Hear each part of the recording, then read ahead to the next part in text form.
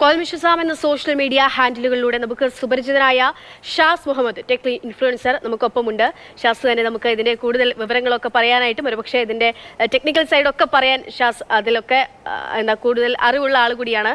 ഷാസ് നോക്കൂ, വെറുതെ അങ്ങ് വരികയല്ല. ഐഫോൺ 16 വരുമ്പോൾ അത് പവർഫുൾ ആയിട്ടാണ് വരുന്നത്. ചെറിയ പവർ അല്ല, ഭയങ്കര പവർഫുൾ ആയിട്ടാണ് വരുന്നത്. വരുമ്പോൾ ഐഫോൺ ആരാധകരെ സംബന്ധിച്ചിടത്തോളം മറ്റ് ഈ തരത്തിലുള്ള ഓരോ അപ്ഡേറ്റുകൾക്കൊപ്പം മുന്നോട്ട് പോകാൻ ആഗ്രഹിക്കുന്ന മനുഷ്യന്മാരെയൊക്കെ സംബന്ധിച്ചിടത്തോളം എത്രത്തോളം അത് സ്വാധീനിക്കാനുള്ള സാധ്യതയുണ്ട്, അതിലൊരു സാധ്യതകൾ എത്രത്തോളമാണ്?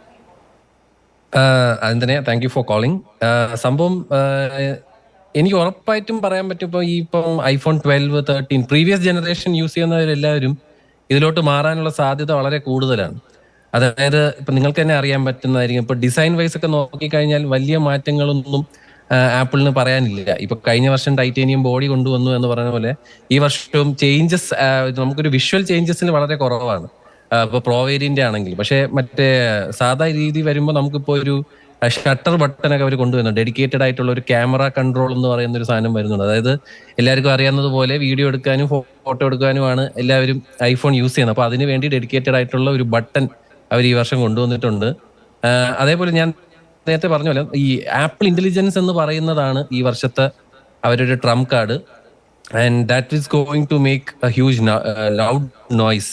അതിപ്പോ ഈ AI ഫീച്ചേഴ്സ് യൂസ് ചെയ്യുന്നത് തന്നെ കൂട്ടാനായിട്ടുള്ള ഒരു വലിയ സാധ്യത ഇതിലുണ്ട്. ബിക്കോസ് എല്ലാവർക്കും അറിയാവുന്ന ലോകം മൊത്തം തന്നെ ആപ്പിൾ എന്ന് പറയുന്ന അല്ലെങ്കിൽ ഐഫോൺ എന്ന് പറയുന്ന ഈ ഫോണാണ് ഏറ്റവും കൂടുതൽ ആൾക്കാരുടെ ഫേവറേറ്റും ഏറ്റവും കൂടുതൽ ആൾക്കാർ യൂസ് ചെയ്യുന്നതും. അപ്പം ആ ഒരു കസ്റ്റമേഴ്സ് ഈ AI യൂസ് ചെയ്ത് തുടങ്ങുന്നതും ഈ ഒരു AI എന്ന് പറയുന്ന സാധനം തന്നെ, ജനറേറ്റീവ് AI എന്ന് പറയുന്നത് തന്നെ കൂടുതൽ ആൾക്കാർ സത്യം പറഞ്ഞാൽ ഭയങ്കരമായിട്ട് കൂടാൻ സാധ്യതയുണ്ട്.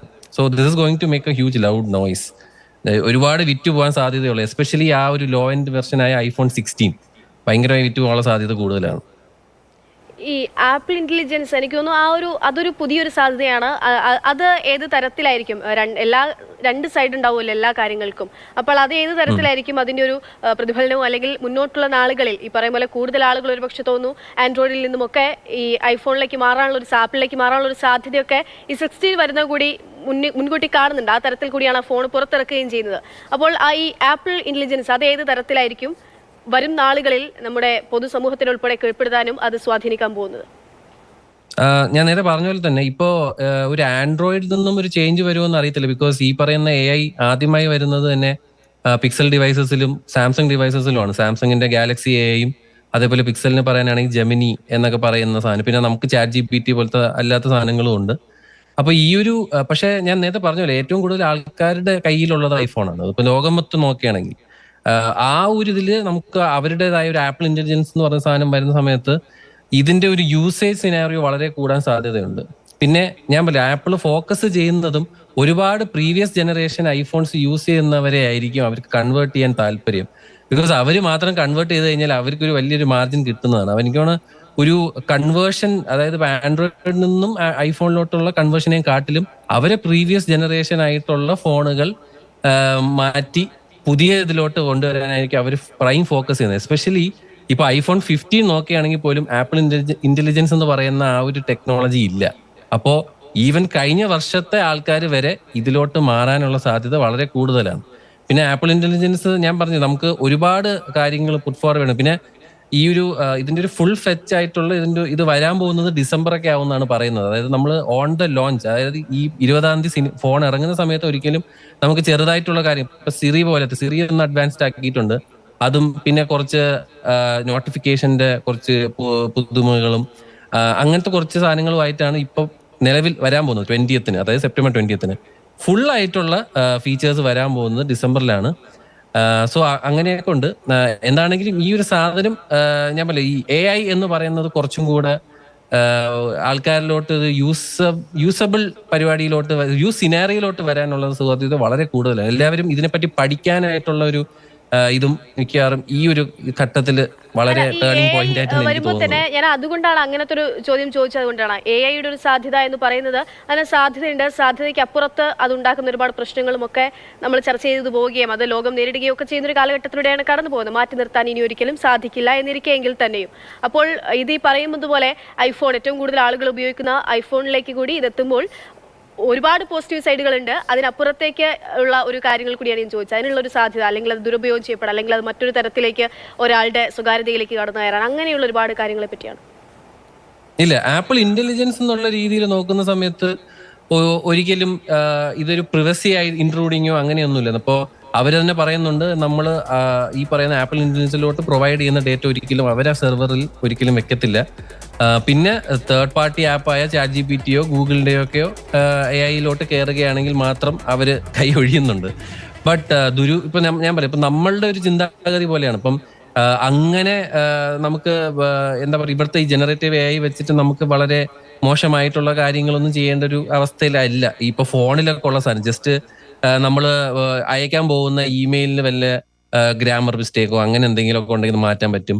ഇപ്പൊ പുതിയ ഒരു സ്ക്രിപ്റ്റ്, ഇപ്പൊ നമുക്ക് എന്തെങ്കിലും ഒരു പ്രോഡക്റ്റിനെയോ അങ്ങനെ എന്തെങ്കിലും അതിന്റെ ഒരു സ്ക്രിപ്റ്റ് തയ്യാറാക്കണമെങ്കിൽ അങ്ങനെയുള്ള ചെറിയ ജനറേറ്റീവ് AI പരിപാടികളാണ് ഇപ്പോഴത്തെ ഈ ആപ്പിൾ ഇന്റലിജൻസിലാണെങ്കിലും ഈ പറയുന്ന ഗൂഗിളിന്റെ ഒക്കെ സാധനത്തിലുള്ളൂ.